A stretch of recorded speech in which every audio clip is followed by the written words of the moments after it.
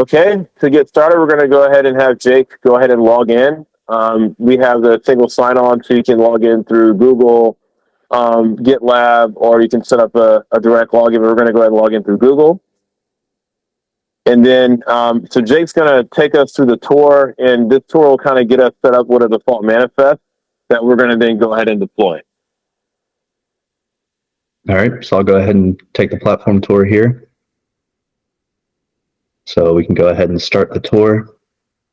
It's going to ask me for a name for my release, so I'll just call this release tour. Next, this is going to go ahead and add some default candidates we have set up. So I can go ahead and hit next here. And then this just gives you an overview of what you'll need to do once you get in about approving the release. So now we're in at the release that's been created for us. I can go over here. It says I can try dragging and dropping some candidates. So I'll go ahead and move this Let's Chat over into group 2. And then I'll go to deployment preview. So this will just walk you through how the deploy page works. So I can go ahead and hit next here. And next I want to approve. And then it'll give me some information about monitoring the deployment. So I'll go ahead and approve this. And then go ahead and start. And so, the approval process that we just went through is kind of our sample approval process. A lot of the times, different groups, different folks will have different approval processes, so that is customizable. But for now, we just basically have a simple, step in there just to keep track and validate that. So right now, we're in the process of doing the deployment. You'll see something called a phase in here. You see a phase 1.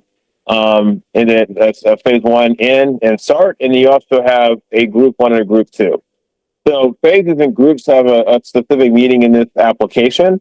So phases are used to put things in a serial order, and groups are used to execute things in parallel. So in this manifest, we only have 1 phase and 2 groups. So that means that the Mongo candidate and the Let's Chat candidate are going to both deploy in parallel. Now, what's interesting about this is that, in this particular setup, Let's Chat actually needs the Mongo database in order to be deployed. But, with the way that this works with Kubernetes, it'll go ahead and work anyway. But Jake, can you kind of give me some details on exactly what happened, with this Let's Chat if the database is not up and running while it's doing this deployment? Yep. So if I go here to Let's Chat logs, we can see that everything was created here, the deployment, the service, and then we can even see the pod coming online. And with this Let's Chat application, if Mongo isn't up yet, it will usually crash off, and then Kubernetes will go through and restart that pod until it becomes active and running. In this instance, because Mongo came up so quickly, by the time this had come up, everything was already where it needed to be. And so everything is running successfully. We didn't see any crashes here. And I can also go here where we're given this live URL for Let's Chat. And I can open this. And we can see here that Let's Chat has been deployed. We can go through and create an account, but for now, we'll just move on to going to the next deployment. So, Jake, before you do that, can you take a look and show me what's going on in the Mongo? We didn't look at the Mongo details. What's showing in there in the details for that? Yep. So this also will go through and create a deployment and a service for Mongo. And then here, because Mongo isn't accessible externally, it gives us the service DNS that's being used in the cluster we have set up. So Let's Chat is using this service DNS to communicate with this instance of Mongo.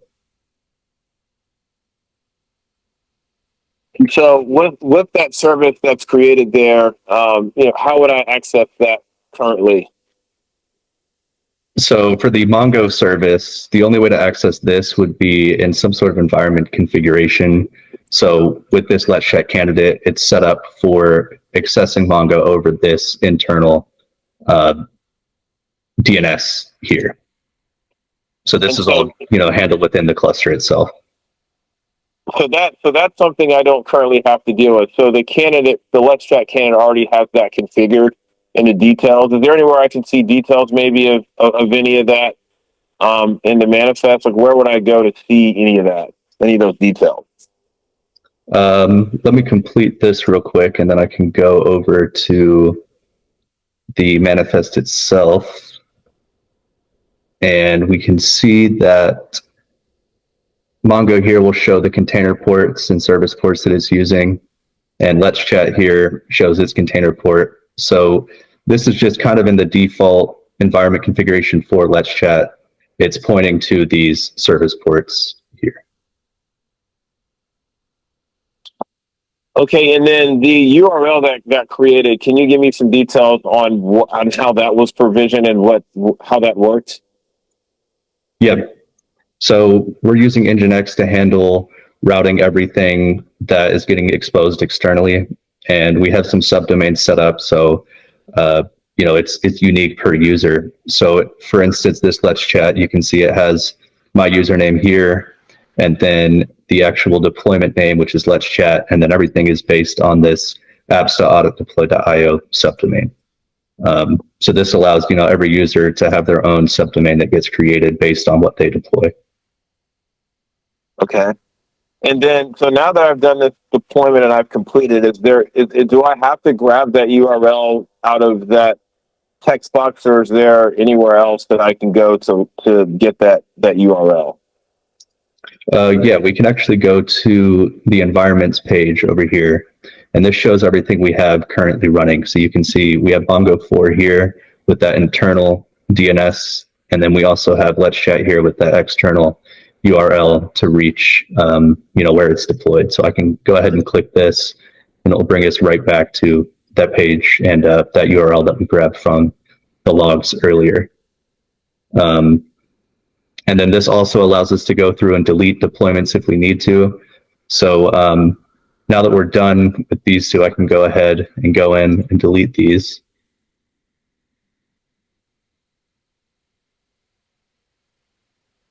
And now these are no longer accessible.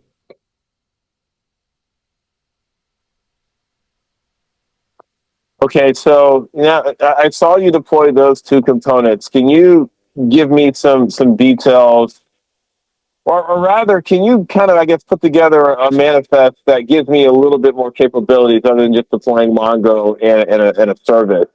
Like, if I'm trying to deploy like a larger set of components, can you kind of show a bigger, yeah, there you go, a bigger deployment.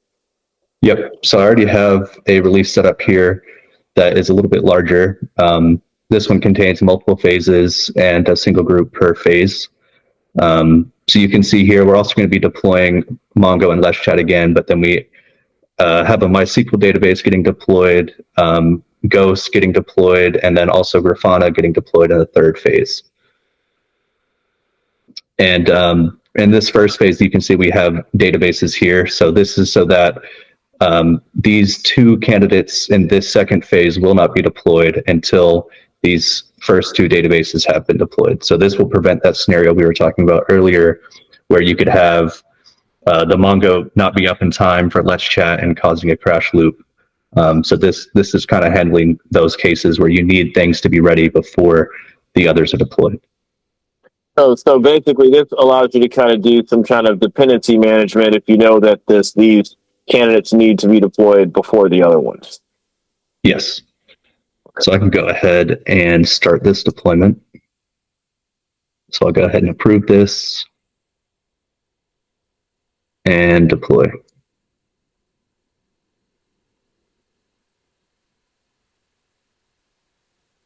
And you can see here that it's just the first phase that is starting off for this deployment. And so those statuses, right? This thing says deploying. So what different statuses should we see? Because I see now it was saying deploying, and now I'm seeing a green circle. Yep. So this green is showing that these have been successfully deployed. So I can even go into the logs again here, and we can see the release is complete. We get the pod information we need, all the details to show that it is running. And then same with MySQL. This is also available and running. So now that this phase is complete, we're ready for phase 2 to kick off. So I can go ahead and click phase 1 done. And then you'll see that goes and starts the second phase. Yeah. And so the second phase does not begin until the first phase is done. So if I actually need to, for example, go in and do some validation against those two databases, I could essentially do that if I needed to run some offline testing or something before, we go to the next phase.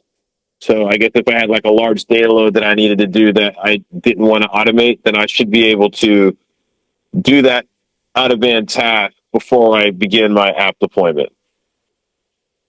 Correct. Yep. So looks like Let's Chat is done already. Ghost is still coming up. And that just finished as well. So those are done. And I can go through and I'll complete this phase and fire off the last one, which is Grafana.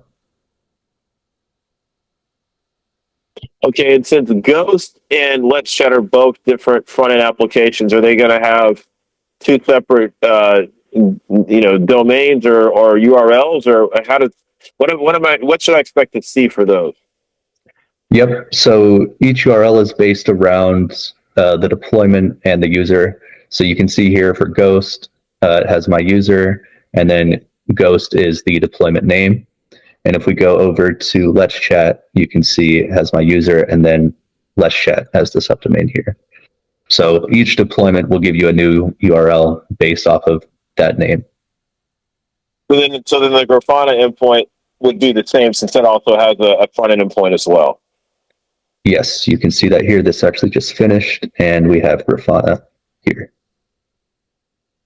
So I can go ahead and complete this as well.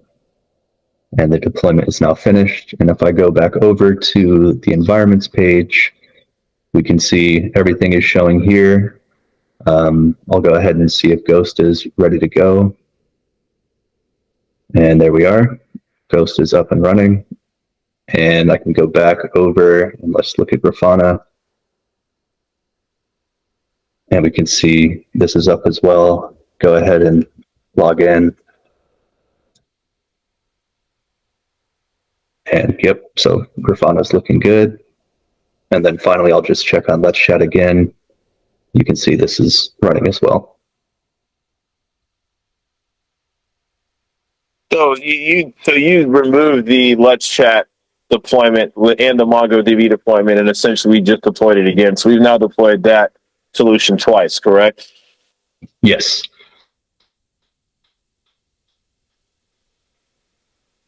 All right, and I guess for one more, might as well go ahead and deploy Tetris so we can have some fun over here. So I already have this one set up. I'll go ahead and go to deployment preview again. This is just a single phase, single group deployment. Go ahead and approve and deploy. And then I can actually, stream these in real time as the deployment's happening.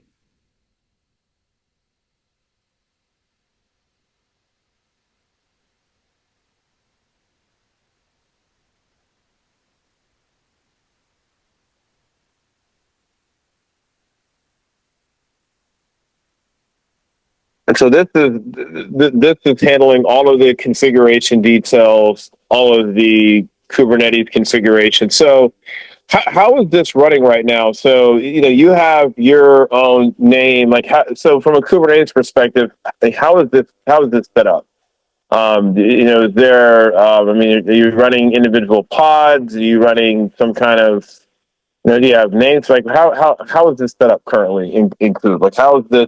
When you're setting this up and deploying it, what's the Kubernetes structure for it? So we go ahead and create a namespace for each user, and that's based on a unique ID. So there's no overriding of users' environments. And then this goes through, and we have some templates set up that we use to create deployments for each candidate. So for instance, for Tetris here, it created a Tetris deployment that has all the configuration it needs to create new pods. And then we also create a service for connectivity to the Nginx ingress, which gets created, based on the same container ports and everything that we have set up that we looked at earlier in the build page. So that gives all the information it needs to handle this deployment and get the connectivity we need. So if we can see here that Tetris is done, so I can go ahead and do phase 1 done. And then I'll go back over to the environments page. And another thing we haven't looked at yet is from this page, you can also view the logs for the running pods as well. So we can see this is the pod name here, and I can go ahead and click show logs. And then this will give me the active logs from this Tetris pod that's running. So I can also go ahead and close this, and I'll go to Tetris. We can see it was deployed successfully. And so, what's that namespace? You're saying that I'm not able to reach out into someone else's environment and start deploying things, correct? Yes, correct. We have RBAC set up so that no one has access to anybody else's namespace. Everything's locked down. If you were able to get into your pod and try and do anything within that namespace, everything you have permissions wise is strictly for that namespace. So you'll have no access to anything else. You wouldn't even be able to do any administrative actions either, though, in that namespace, correct? Like if you did get on there, you wouldn't even be able to, try to connect to your other pods and do anything to them, correct? That's yes. Correct, right? Okay. Yes, each deployment has a service account created for it that has 0 permissions for pretty much anything. And right now, there's no way to directly connect to these Kubernetes clusters in this environment, right? This is just this is all through the service and the application. So I can't go and try to connect to that space directly. There's no access, right? Yes, correct. Okay. But I can view the logs, right? So I can view the logs and I can see some of the details. So if I'm having issues, I can kind of narrow down at least what it is and provision a new, a new image to see what's going on, right? Yep. You can always just do another deployment to overwrite whatever is currently running. If you need any updates, just deploy a new image and you'll be good to go. Okay. Well, with that, I think that wraps up the demo here. If you guys have any other questions or any concerns or other information that you need from us, just let us know in the chat or reach out to Sal or myself. And we'll try to reach out and give you kind of whatever details or updates you need. Just so you guys understand, this is the demo version of the application, so certain things will not be available here, but we do have a number of items and things for customizations that are available in the system. So if you're not sure about something or have any questions, just please let us know and we'll try to reach out to you. But hopefully we did the job of showing you how easy it is to release some pretty complex software in our application with just a few clicks. Thanks, everyone.